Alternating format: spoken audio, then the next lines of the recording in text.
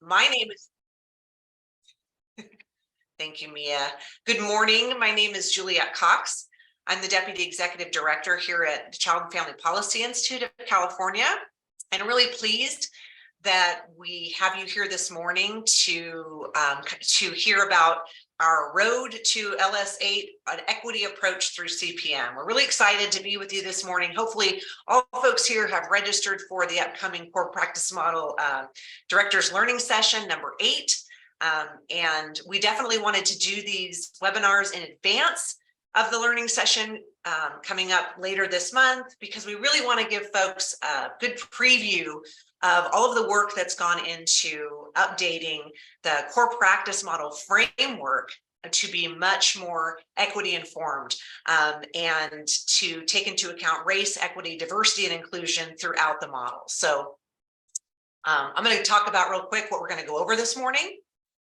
So next slide, please. All right. So today's road trip that we're going to take is, again, walking through that CPM, what we call the CPM READY journey. And READY stands for Race, Equity, Diversity, and Inclusion. You know, when we first started this work, I think we were calling it DEI, Diversity, Equity, and Inclusion. A lot of folks have seen lots of different acronyms, right? There was a definite intent to make it READY, which is Race, Equity, Diversity, and Inclusion. As we know, a lot of the issues surrounding the way child welfare services works with its families, and a lot of the disproportionate, disparate outcomes have a lot to do with divides on racial lines. So we definitely wanted to make sure our practice model is informed with race, equity, diversity, and inclusion throughout. So first, we're going to go take a look back. So to start off this morning, we're going to look in our rearview mirror. We're going to say, how do we get here today? All right. So we're going to look at the last 5 years journey of this race, equity, diversity, and inclusion work in the practice model. We're going to stop at where we are today and take a quick look at the Ready, Informed, Updated Core Practice Model Framework, which will be provided out shortly to all of the registrants that are coming to Learning Session 8. But we're going to get a sneak preview of that today. And then we're going to talk about what's next. So what's next for, now we've done all this work to update the core practice model, what do we need to do to make sure we did it right and that we get the appropriate level of stakeholder input? So we're going to talk about the plan for moving this work forward from here. So to get us started, I'm going to turn it over to our resident historian at CFPIC, Mr. Stuart Oppenheim, who's going to talk about the journey to where we got, how we got to today. Thank you, Juliette. And yeah, I'm the resident historian because I'm just the oldest person here. Not just the oldest person at CFPIC, but maybe the oldest person you know. But at any rate, have been here for a while. But anyway, we're not going to go back to my beginnings, but we do want to talk about the last 5 years journey around the evolution of the core practice model. So the work that we're going to talk about today started in 2019. We'll talk about that at one of our directors' learning sessions, followed by some listening sessions that we held. And then Andrea Sobrato from our organization is then going to talk about the REDI learning series that we held. The director's learning session number 7, I think I'll probably come back and say a little bit about that and a little bit about the existing REDI committee. So looking back a little bit, so in 2019, we had our 6th director's learning session under the Core Practice Model Directors Institute. And we're actually coming up on number 8 this month. So that was a couple of years ago.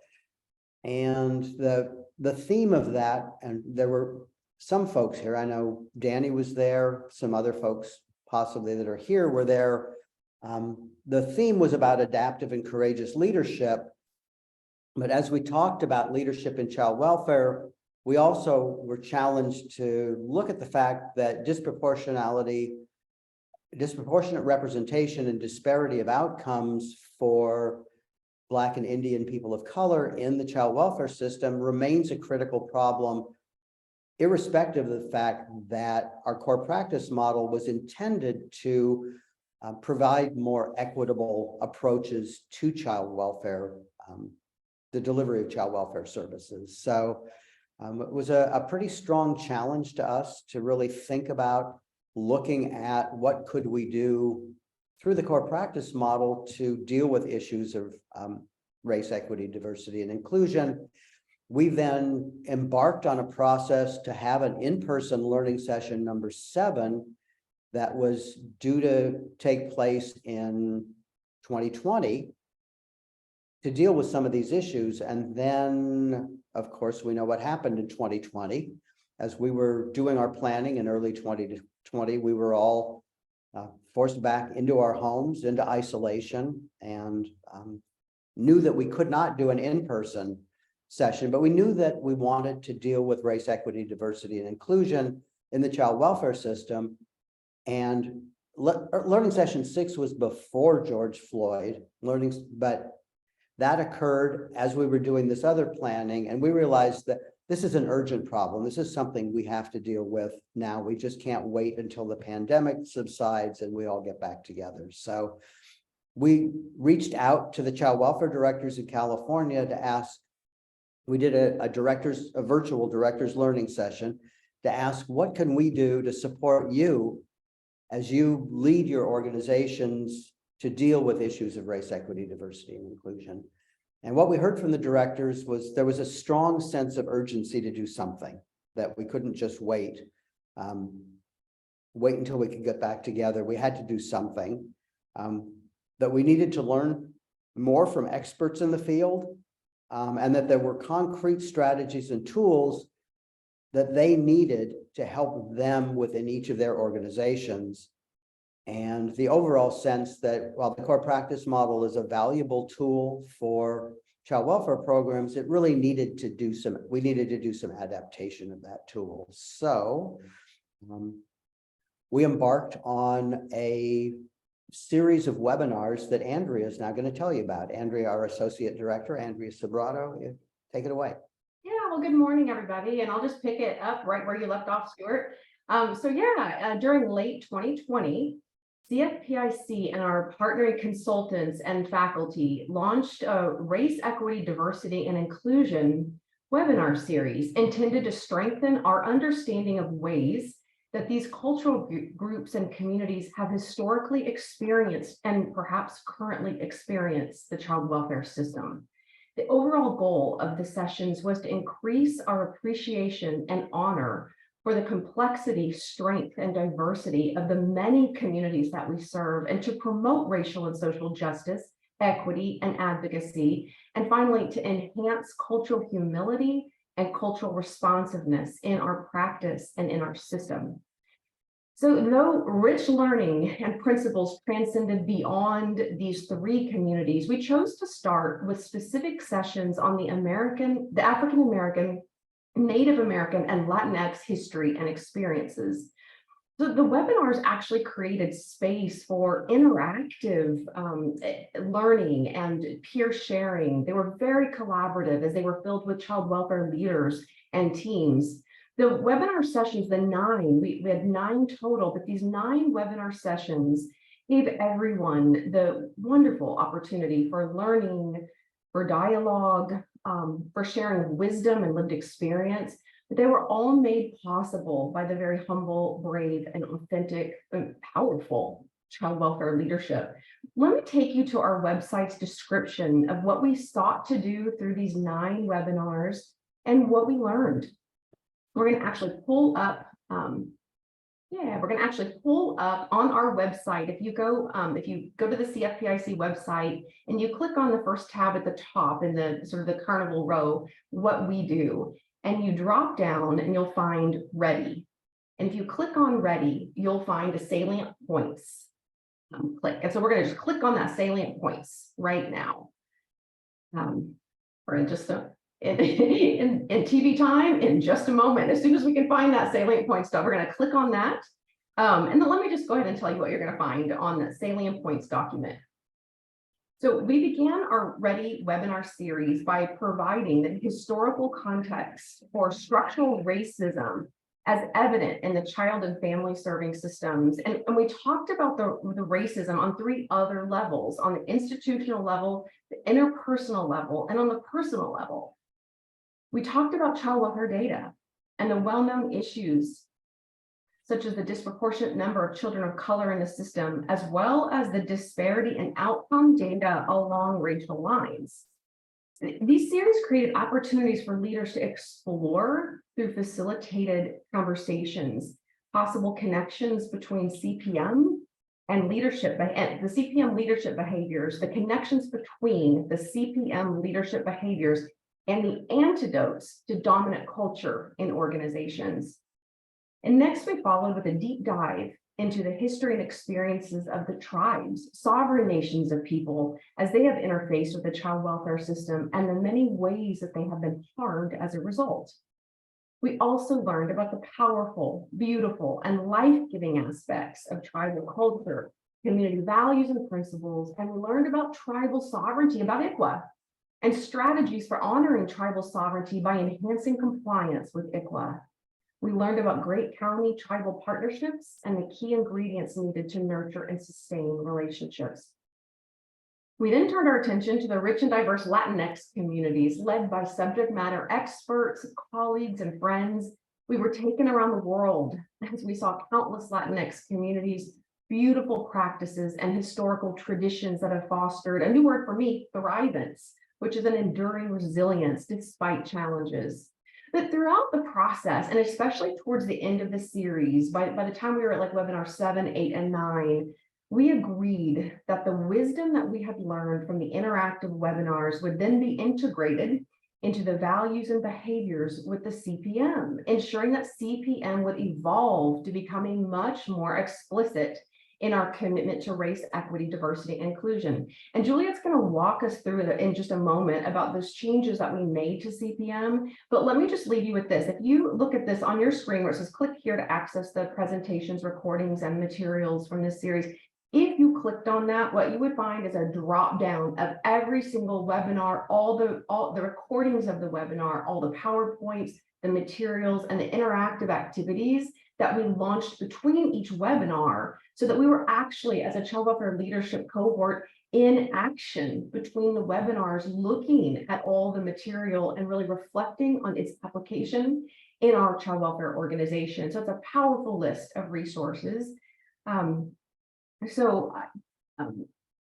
Yeah, anyway, actually, I think I'll stop there. Stuart, I'm going to just turn it back over to you at this point. Okay.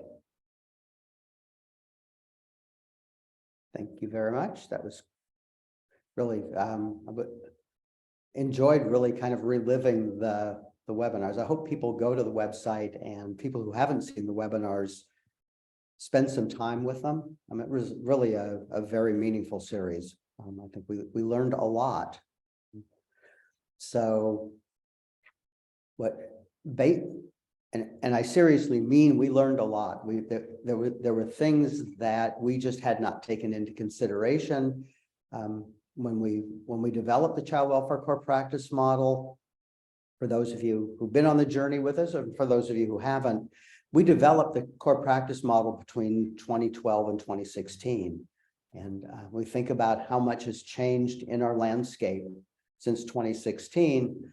We realized that our foundation documents, and one of our foundation documents is what we've called our brochure. We've now redone it. We call it our framework, but it really was out of date. It needed to be revisited, and we started to do that. We wanted to look at including more inclusive language.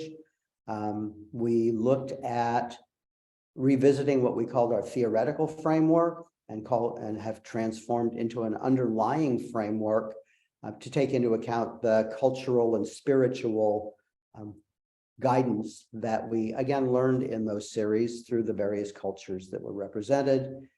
And we had a series of values that was both a combination of practice values and leadership values.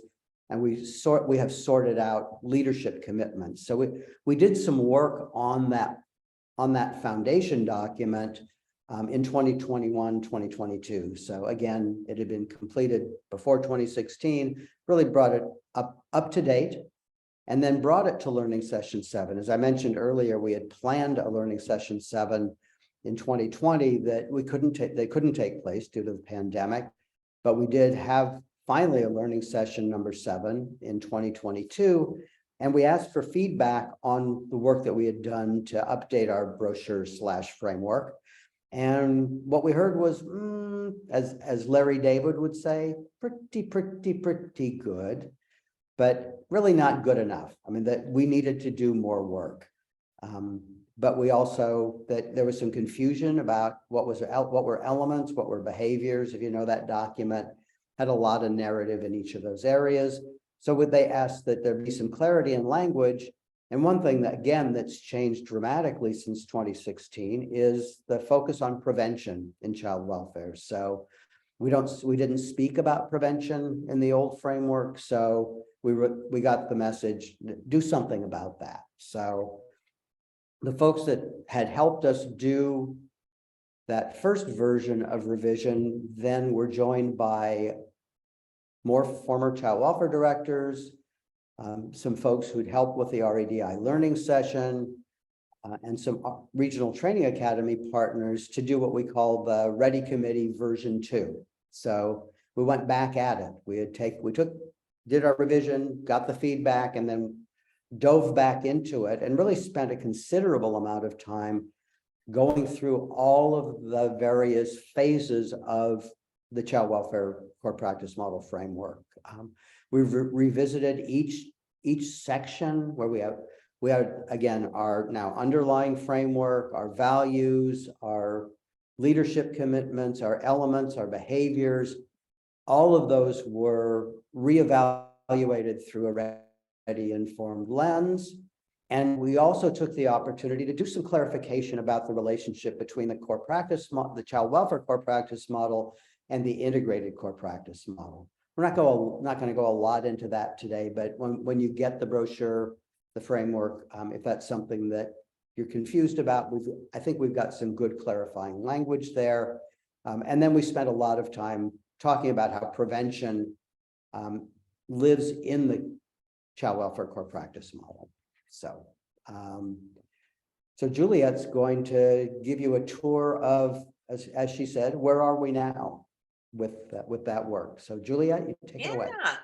Thank you, Stuart. And I want to acknowledge that we actually, they're one of our Ready committee members is actually with us today. Gary Taylor lent his expertise and his heart to this work very strongly over the last few years, probably throughout his entire career actually, but definitely brought his service to bear in our updated CPM framework. So I wanted to thank him. We've had the opportunity for our Ready committee members to join each of these webinars, and I wanted to lift up and acknowledge their efforts. So many thanks to everyone who was part of this effort, because this certainly was a collaborative effort and a large effort that took place in a very, as Stuart was mentioning, a very comprehensive and a very thoughtful and a very planful way. We wanted to make sure that we didn't rush through this work, that we gave it the time and attention that it needed to do it right. So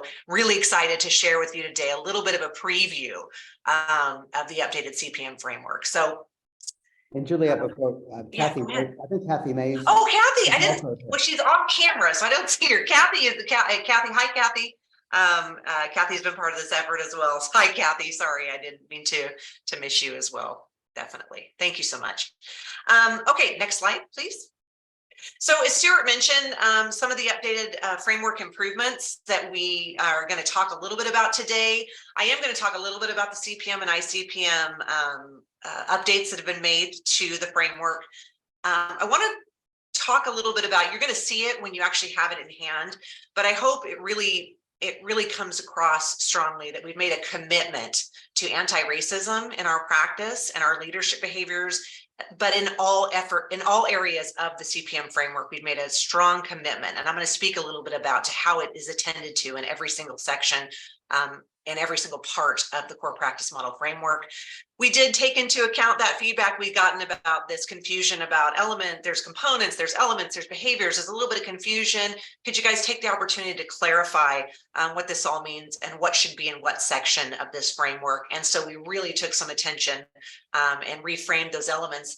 And we decided, hey, we heard strongly about, and we know from the work that we've been able to partner on over the last few years, prevention is really a huge focus in child welfare. So we actually, when we reframed the elements, we added a new element to the core practice model, which is prevention. And we're going to speak to that a little bit today. And then again, those ready infused practice and leadership behaviors. I'm going to walk you through the updated behaviors pages for the new framework, and just bring attention to a few of the updated behaviors. Again, all of this will be revealed and all of this will be provided for all of our folks who are coming to Learning Session 8 as well. Okay, so that CPM and ICPM relationship, right? This clarity of like, which came first? We know CPM came first, right? Are they two different things? How do they work together? We really wanted to take the time to bring some attention to the fact that CPM and ICPM, how did they come to be, the historical context for this work. So we talk about, the core practice model work development that went on back starting in 2012. Stuart was talking about through 2016. We want to then talk about, okay, then from there, what happened with the evolution of the ICPM, right? So how the ICPM came into being, and then now how those two things interact, how those two things intersect and support one another, right? So what you'll see in the new framework is the core practice model framework is titled The Activation of Child Welfare within the integrated core practice model for California. So what's great is the new framework does seek to provide clarity and understanding about how CPM and ICPM are not technically separate. They are separate practice models, but that they are interrelated, they're interdependent. So we talk about that in the new framework to try to provide some clarity. Then when I talk about this whole commitment to anti-racism throughout the document, we really wanted to be very explicit. That's the whole thing, as Stuart mentioned earlier. The intention of the core practice model always was to ensure more equitable treatment, more equitable interactions with our families, hopefully more equitable outcomes for our families. But even though it might have been implicit in the model, it wasn't explicitly stated. So we really wanted to be very explicit in how we handled the updates to make sure that this is a commitment that we make throughout the framework. So in the very front of the document, the background really does provide context for why are we revisiting? Why did we come back to the table? Why did we commit to doing this work? We really do speak to the disparate outcomes, the disproportionality, the things that continue to plague our BIPOC families. So we want to provide right up front why we needed to revisit it, why this practice model should be evolutionary and continue to change and grow as needed, and why we did it this time. Then Stu mentioned before, we actually had already done the update to the underlying framework, but I did want to make sure to point out we really incorporated our learnings about the 4 levels of racism, and also in our underlying framework, and also our commitment to understanding those 4 levels, but also to counteracting it. What can we do in child welfare service to counteract racism at all levels where it exists? The values have been updated to include the model's belief in anti-racism, as well as a new value has been added to say that we believe and support the sovereignty of tribal nations. So that's a new value that's been added. Leadership commitments. There is a lot that's woven throughout the leadership commitments, but one of the things we wanted to make sure to really attune to is we want leaders to commit to supporting a culturally responsive workforce. What can they do as leaders to make sure that their workforce has what they need to be culturally responsive, as well as when bias in practice is recognized, that leaders will commit to addressing that and finding ways to move forward in a more equitable way. And then again, practice and leadership behaviors throughout. Every single one of them were looked at, every single one. And where needed, they were updated with explicit, intentional, and inclusive behaviors to counteract racism and promote equity in all elements of practice and leadership. Okay, so then turning to that elements of practice and leadership, okay, that we had the confusion about components versus elements, elements versus behaviors. How can we take this opportunity to update the model to provide much more clarity? So what we do, not that it's totally different. We still have components, we still have elements, we still have behaviors as part of the model, but we wanted to make sure it's really clear in the model that we contrast the what we do, which are the case components, with the how we do it. So here's what child welfare does. Here's how we do it. Those are those elements, right? And in the previous version of this brochure, what we're calling the framework now, we had a lot of behavioral descriptions in the elements section, and then a lot of behavioral descriptions in the behavior section. And it was like, well, why are we having them in both places? What, what are we monitoring for fidelity? Which one? Those kinds of things. So we took this opportunity to say there's some really rich content in those elements in terms of some behavioral descriptions that were in the elements, but do they belong there? No, they don't. They belong over in the behaviors area. So we took some time to say, let's not get rid of what was in here, but let's say, how does this inform our update to the behaviors, right? So we shifted some of those behavioral descriptions over from the element section and put them now into the behavior section. Again, we added prevention as a new element of CPM. Very excited to share that with you. Took a lot of time to really think through. Child welfare has always had a role in prevention, as we know, but child welfare is taking a much more center stage role in creating child and family well-being systems in their communities. So let's add prevention as a new element, and let's talk about at the practice and the leadership level, what does that look like? And then finally, we definitely wanted to make sure that we were really explicit about all of the elements, all of the behaviors, the levels of the behaviors at practice and leadership. All of these things are interrelated and they're interdependent. They all work together, and that the leadership behaviors support the practice behaviors to activate the core practice model. So we wanted to make sure we brought attention to the fact that all of this work is interrelated and interdependent. So you'll see that in the updated framework as well. Okay, so going to our updated CPM behaviors. I'm just going to give you a sneak preview. This is just a snapshot of one of the pages, but I'm going to go ahead and start sharing my screen. And I'm going to bring up the different behaviors pages. Okay, can you see that now? Yeah, okay, I see it's on the screen now. So we've always had the five elements: engagement, inquiry and exploration, teaming, advocacy, accountability, right? We also have prevention. I'm going to show that one to you last now. But what you'll see here is here's the engagement page. I'm not going to read through these. You guys can read them, but I would like to bring your attention to a few that were either explicitly updated, and I can kind of show you how they were updated, and a few that were newly added as I walk you through some of these. One of the ones I want to bring your attention to on this page are some newly added behaviors. Look at the one at the very bottom on the practice side of this.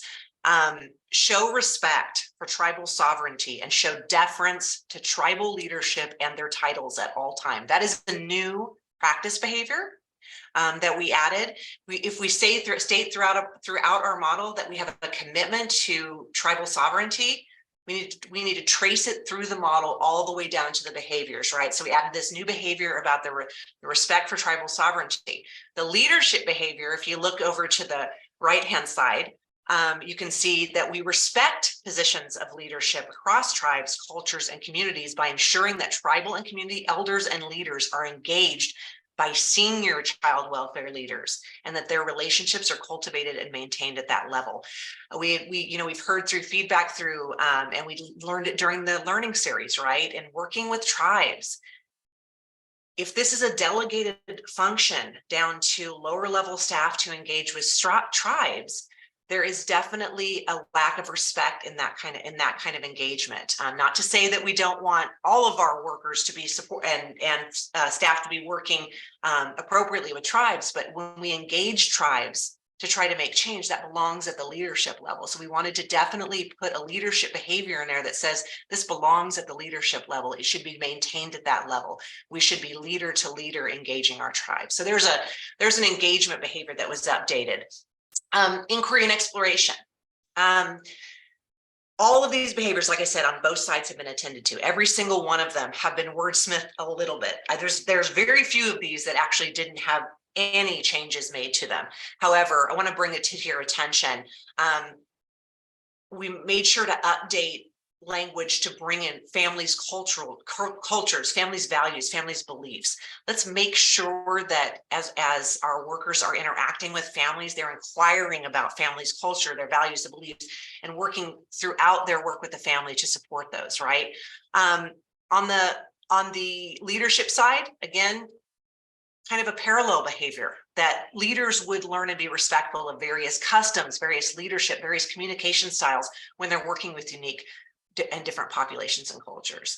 So in inquiry and exploration, really just kind of infusing that whole need to be culturally responsive, to be aware, and to be bringing in those values, those beliefs, those cultures, those traditions when we're doing inquiry and exploration behaviors of families. Teaming and advocacy. Definitely want to make sure that if culturally responsive services, supports, activities, we need to be, when we're teaming with families, are we doing those kinds of things in meeting locations that honor families, family members' traditions and needs? So, CFT is a big thing. We're having a lot of work. We're meeting with families. We're bringing child and family teams together. Are we still doing those always in the office, right? Is that being responsive?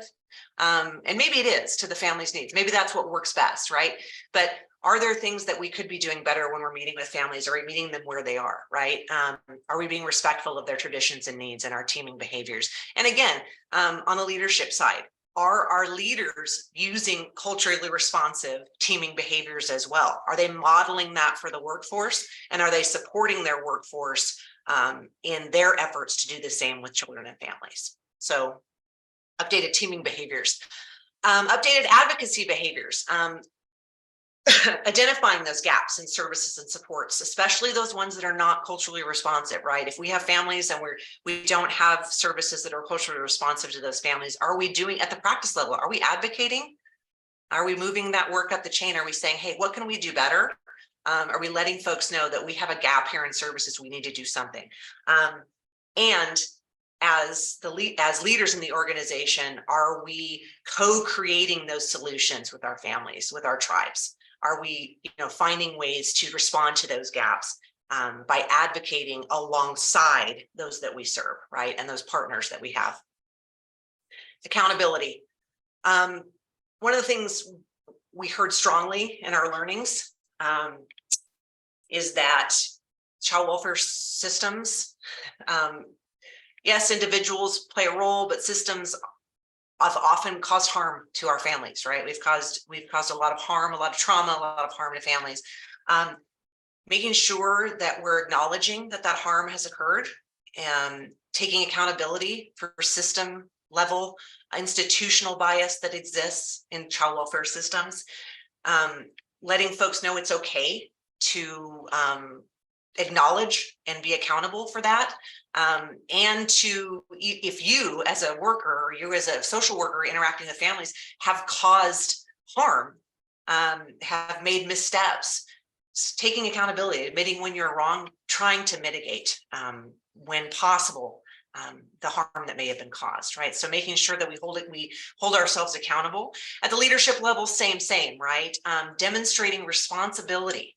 And clearly conveying to staff and to not just staff, the stakeholders, our families, our tribes, that the leaders at all levels in child welfare services are accountable for the experience and the outcomes of children and families served by the organization. So again, accountability, just a little bit of infusing the language to ensure that we're being accountable for being an anti-racist organization, for ensuring equity for our families, and when missteps happen, taking action or admitting we're wrong and taking action to mitigate that harm. And then last but not least is prevention. So prevention, you'll notice a whole new set of behaviors that are here. So we have new behaviors that we've identified at both the practice and leadership level, really calling upon not only what we heard during learning session 7, but also just the incredible work that's been going on with comprehensive prevention planning at the local level, which really does model inclusivity, community voice, trying to build community pathways, talking about how do we balance, safety with family integrity, right? Those kinds of things. How do we keep families out of the system? Is there a way to keep kids safe, but also keep families out of the system whenever possible? So we've really tried to delineate in the new prevention set of behaviors, the kinds of behaviors that both social workers at the practice level can engage with the families that they're working with, to advocate for a prevention lens and to advocate for keeping families together, for families to be strengthened as much as possible. What role do child welfare social workers play in prevention? And they do play a very critical role in this arena. So we wanted to make sure to define some of those behaviors, again, brand new ones. And on the leadership side, we know what leaders in child welfare services are doing across the state to advance a prevention agenda. So we really wanted to kind of capture what it is that leaders can do, that child welfare directors and leaders can do to partner with their communities, to partner with their tribes, to work across systems, education, early childhood, mental health, all the things that folks are engaging and embarking on as part of this work, not only through AB 2083 for those complex kiddos that we're serving, but also for building that community pathway, right? So what is it that we're doing across systems to enhance a prevention lens? So that we're excited to reveal all of these behaviors to folks for the first time, and to really have an opportunity to reflect on these at the upcoming learning session, and to think about how do these newly updated behaviors, especially these newly updated prevention behaviors, really provide a framework that really helps to enhance your leadership ability to engage with partners at the local level. So I'm going to stop sharing now on this. And Stuart, going to bring back up our PowerPoint. So now we're going to switch to, okay, like I've just showed you, here's kind of a snapshot. Again, you're going to get this very soon. We're going to have an opportunity at the learning session to really have more of a conversation. But we didn't want to do that, to try to shove that into the learning session and really not give it the attention it deserved by having these webinars up front, to really give you that sneak preview and talk about now, okay, now that you've seen what we've put together, where are we headed? And we want to make sure did we do this right? Are we on the right path moving forward? So I'm going to turn it over to my colleague, Andrea Sobrato, who's going to talk about our next steps. Great. Thank you, Juliet. That was such a great overview. So I do want to talk a little bit about where we're going from here. And just to sort of step back up on the balcony and just reiterate the points that you've heard from my colleagues all morning, we do want to ensure that CPM is always evolving, not just this time, but always evolving to reflect diversity of cultures, innovative and effective strategies, particularly those that are from the ground up, and that our model is increasingly influenced by those with lived experience. We do want to get input from our stakeholders on this updated CPM. We do want to get that feedback, and we need your help. As child welfare leaders and child welfare directors, we do want to partner with you to strategize ways to get input on these new behaviors, the new values, the new commitment, and the overall framework. We do want to partner with you. And I think we're going to reach out to you all at maybe a later time, maybe after the learning session, maybe early July, maybe early August, but just strategize with you about how to ensure that we get input from your communities, from your stakeholders, your workforce, your partners, your tribes. In 2015, we rolled out a really planful process in partnership with the RTAs. The first time CPM was sort of co-created and designed and rolled out. So that was in 2015. But again, we partnered with the RTAs. We were able to get input on CPM from over 3,000 people because of the platform of using the RTAs to reach into the regions. The RTAs had focus groups with birth families, with foster youth, with families with lived experience, with tribes, with community service providers, the juvenile court, resource families, leaders in CPM organizations, staff at all levels. Like, we had focus groups, and from those wonderful input opportunities, we went over CPM with a fine-tooth comb and really honed in some details around language. And we made additional language changes as a result of those focus groups.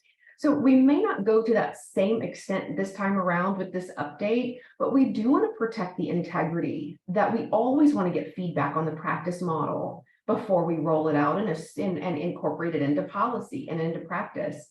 So we will circle back at a later point. And I want to recognize right now that CPM was really co-created and really held by the child welfare directors originally. It really was a model that the child welfare directors felt like we needed, that it would increase consistent practice across California, and that it would be reflective of everybody's communities. And so, it was really important, the leadership role, and we want to keep that. We want to work with our leaders, and we may go to CWDA regional, we may work with our training academies, but we really want to partner with the leaders of child welfare in California every step of the way. It says here, it will take all of us. It absolutely will take all of us. And holding the model and keeping it in practice is reliant upon leaders who will take up this work and who will model the practice model and ensure that all the child welfare organizations reflect this model at every level. So we do have a special partnership, I think, with leaders. And maybe if we could advance the slide, I want to talk a little bit about this next learning session. So the next director's learning session will give child welfare leaders the opportunity to apply CPM, this new model, to partnerships. We're going to use the framework as we focus on building leadership and organizational capacity for transformational partnerships that matter to families, tribes, and communities. We'll use this new CPM and associated tools and strategies, all building and collaboration. So we look forward to continuing the conversation there. We hope that this webinar today gave you a good foundation to come into that learning session, at least a little bit conversant about what is inside the updates of this new CPM. And so if you haven't registered yet, please do so. There's still time. We're watching the numbers come in. They're coming in slower. But if you're not registered, please do so. Then I'll turn it back over to you, Juliet, to close this up. Yeah, thank you, Andrea, for the looking at the road ahead. So we'll talk a little bit more about that at Learning Session 8 as well. And as Andrea said, we hope that folks are already registered, that your teams, if you, the directors here, that your teams that you have coming with you are registered. There's still time for that. We will have more time to look at the updated framework. We will be using that updated framework, as Andrea says, to guide our discussion about working with partnerships that matter to our families, and really looking at our partnerships with families, communities, and tribes. But we are going to also be looking at our internal partners as well, the partners we work with across our systems. So we really hope that folks are coming, that they're excited about this newly updated core practice model framework. You will have it soon in the materials that are coming out to you. So I really encourage you, before we get to the session, to take some time to read through the updated framework. I think it's definitely worth your time, the 10-minute read it might take to go through it and really see the work that went into updating the framework, and really come in with that lens when we come in on June 26th through 28th in Sacramento, and see how that updated framework can really help you in your partnerships. So thank you again for being here. We recorded today's session. Hopefully we got it right this time. So we recorded today's session. So for any folks that are registered that did not have an opportunity to attend one of the 3 sessions, this recording will also be provided, so folks can engage with this material up front as well via the webinar. So again, thanks for being here today. Hope you have a wonderful weekend, and we will see you all on June 26th through the 28th in Sacramento. Thanks, Allison. Thanks.